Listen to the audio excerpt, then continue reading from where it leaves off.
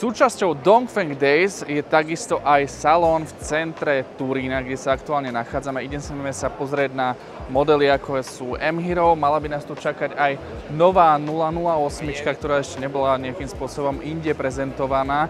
Každopádne prvý pohľad vyzerá veľmi zaujímavo, je tu množstvo značiek, nielen Dongfeng, tak skúsme vám to nejako natočiť a pozrite sa na to s nami.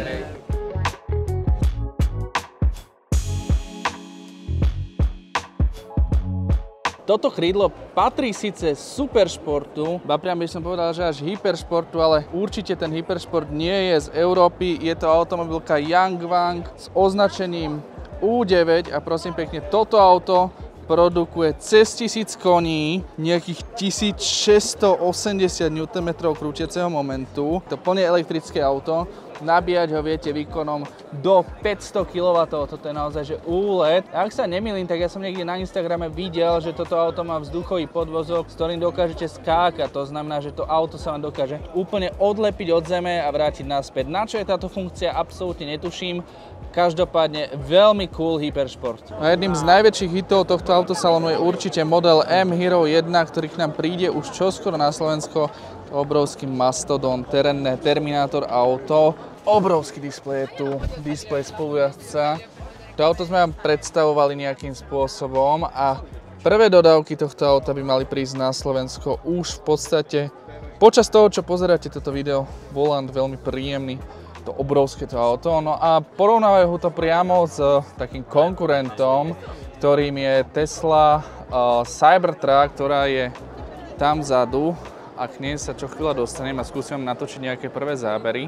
No Tesla predstavuje naozaj oproti tomu M-Hero taký technologicky úplne iný dizajn, dokonca nám tu osadili aj štvorkovku takto na korbu. No neviem, čo by som si vybral úprimne. Asi by som potreboval mať obidve tie auta v garáži a v prvom rade by som potreboval obidve tie auta vyskúšať, pretože tu sú také obrovské kolesá. Jednoducho bomba, uvidíme, že či sa nám dostane aj do redakčného testu toto auto, ale každopádne ešte vám to natočím takto spredu.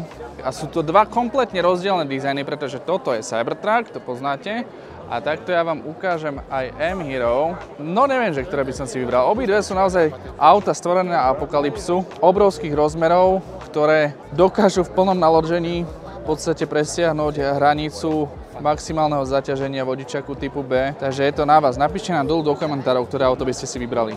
Z centra Turína sa presúvame do úplne prvého talianskeho showroomu Dongfeng. No a ako inak, keď nie v jednej z noviniek značky. Vyskúšali sme totižto hybridnú motorizáciu modelu T5 Evo, ktorý je nový v ponuke. Ceníky a technické špecifikácie už dokážete nájsť na stránke Dongfengu, ale poďme si povedať tie dynamické parametre, pretože tie sú naozaj zaujímavé. Takže tento hybridný systém kombinuje benzínový preplňaný 1,5 litrový motor s elektromotorom. Samotný benzínový motor má výkon 125 kW, krútiaci moment niekde okolo 280 Nm a elektromotor ponúka výkon 50 kW a krútiaci moment 300 Nm. Spoločný výkon je naozaj obrovský a masívny a cíti to najmä na tom zrýchlení. Avšak čo je zaujímavé, je typ batérie, ktorú tu používa Dongfeng. Je tu 2 kWh batéria, čo je v porovnaní s nejakými japonskými konkurentmi naozaj skvelá hodnota. Keď si takto namatko spomínam, tak Nissan Qashqai vo verzii e-Power má niekde takúto hodnotu okolo 2 kWh.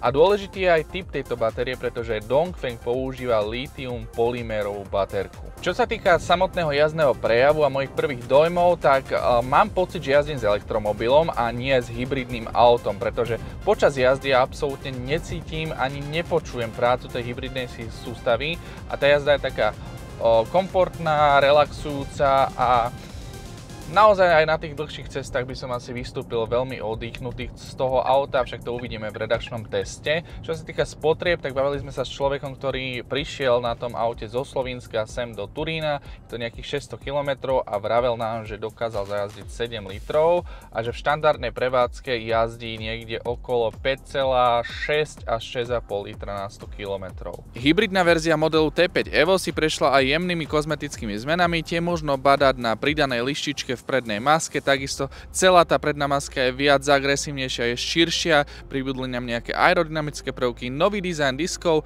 takisto z profilu je to auto prepracované a pôsobí tak oveľa modernejšie, dynamickejšie než aktuálna verzia T5 Evo. My už klopeme na dvere novo otvoreného showroomu Dongfeng v Turíne, kde nás čakajú ďalšie dve novinky. Predtým, než vám ich odhalíme, však musíte poriadne vyklikať like button a dať nám odber.